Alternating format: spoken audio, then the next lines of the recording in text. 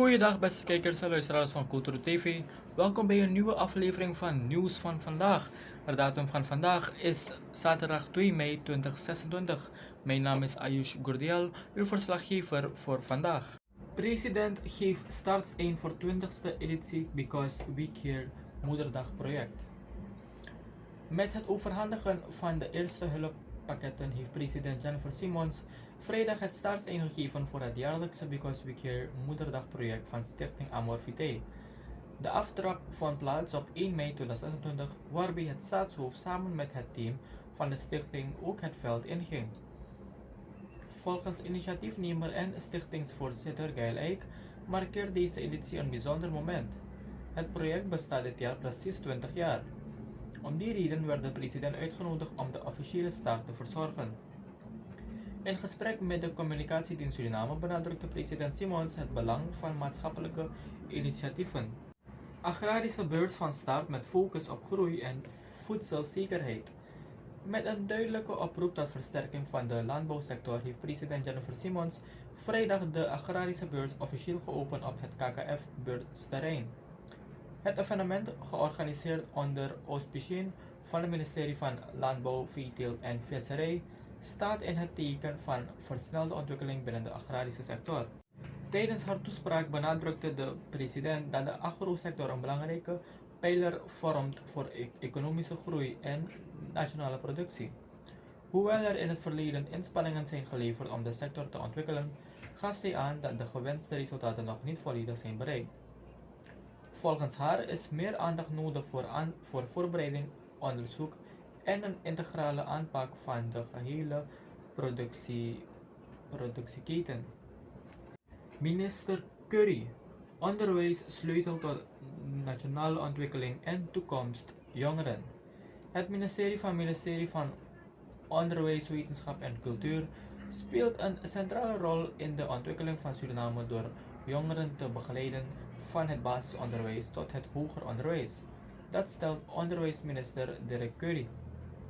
Volgens de Bowensman is onderwijs de basis voor nationale groei, omdat jongeren via het systeem de vaardigheden ontwikkelen om hun passieven te ontdekken en hun toekomst vorm te geven. Succesvolle afgestudeerden dragen vervolgens bij aan zowel de publieke als de private sector.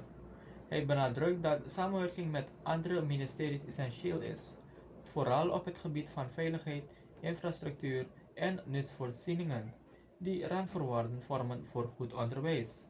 Tegelijkertijd erkent Curry dat het onderwijsveld kampt met aanzienlijke achterstanden.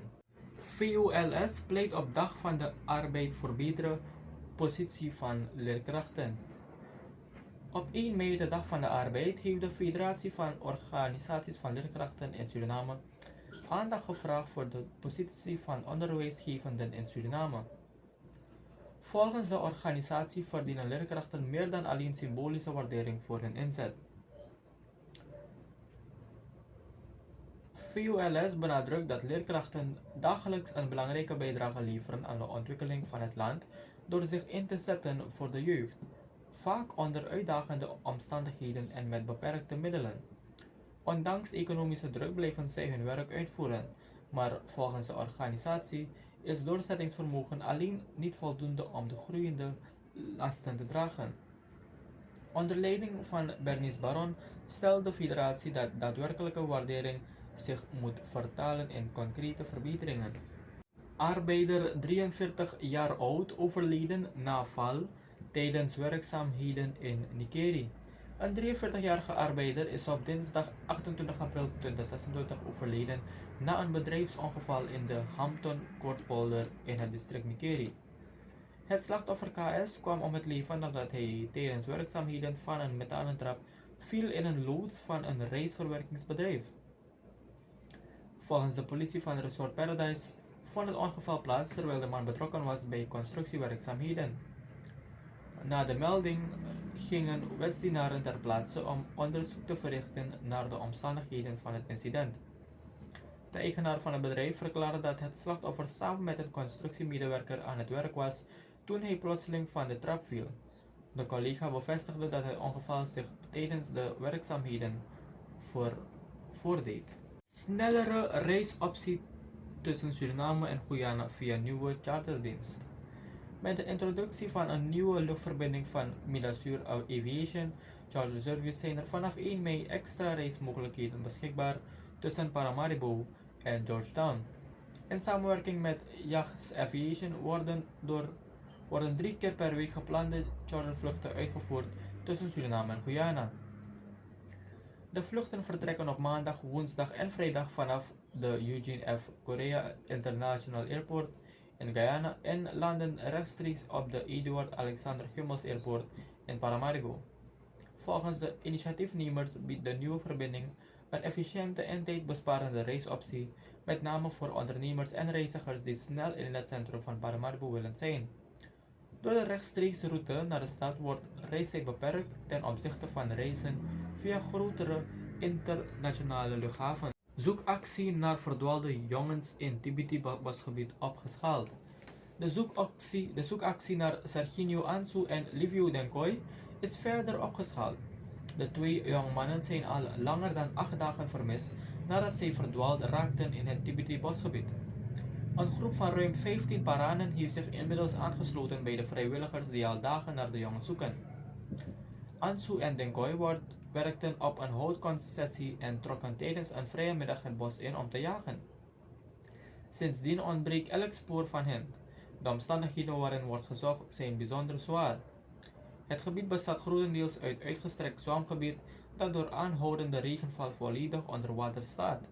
Daarnaast is het waterpeil van de Kopenhamrivier sterk gestegen en op meerdere plaatsen buiten de oevers getreden. Het dichtbegroeide oerwoud maakte de zoektocht volgens betrokkenen extra uitdagend en risicovol. Vanuit Para is inmiddels aanvullende ondersteuning op gang gekomen, meldt het Burgerinformatiecentrum Para. Indiase minister van Buitenlandse Zaken brengt historisch bezoek aan Suriname. De minister van Buitenlandse Zaken van India, Subramaniam Jaishankar, brengt van 5 tot en met 8 mei 2026 een officieel bezoek aan Suriname. Het bezoek vindt plaats op uitnodiging van minister Melvin Bouva en staat in teken van het versterken van de bilaterale betrekkingen. De komst van Jaishankar markeert een bijzonder moment in de relatie tussen beide landen, aangezien het de eerste keer is dat de Indiase minister van Buitenlandse Zaken Suriname bezoekt. Tegelijkertijd wordt stilgestaan bij 50 jaar diplomatieke betrekkingen tussen Suriname en India. Een belangrijke oordeel van het programma is de 9e vergadering van de gemengde commissie, die op 6 mei plaatsvindt. Dit overlegplatform is bedoeld om de samenwerking op economisch, wetenschappelijk, technisch en cultureel gebied verder te verdiepen. Noor Salim verdedigt Raad van Toezicht Viskeuringsinstituut na vertrek directeur. Minister Mike Noor Salim van Landbouw, Veeteelt en Visserij heeft donderdag in het parlement de Raad van Toezicht van het Viskeuringsinstituut verdedigd.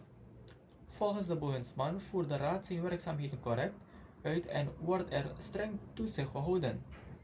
Noor Salim reageerde op de vragen van dianaleden over de situatie bij het Viskeuringsinstituut, nadat de gewezen directeur Juliette Koliwong-Sorejo recent haar ontslag had ingediend na meningsverschillen met de leden van de Raad van Toezicht. De minister nam het daarbij op voor de raden van toezicht van de parastatale bedrijven die onder zijn ministerie vallen. Volgens hem maken deze raden zich niet schuldig aan corruptie en verrichten zij hun taken naar behoren. Hij benadrukte dat het beleid van LVV niet gericht is op het ontslaan van deskundigen.